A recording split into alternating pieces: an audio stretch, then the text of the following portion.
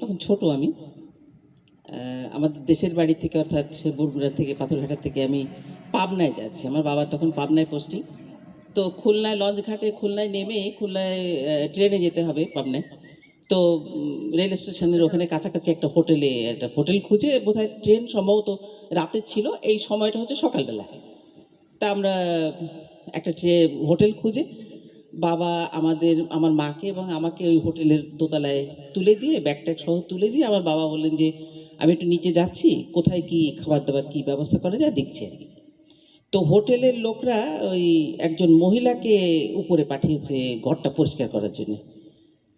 তো ওই মহিলাটা উপরে উঠে আমার মাকে জিজ্ঞেস করছে, আমি এক পাশে দাঁড়ানো, আমার মাকে জিজ্ঞেস করছে। আমার বাবা মোটা ছিলেন এবং কালো ছিলেন।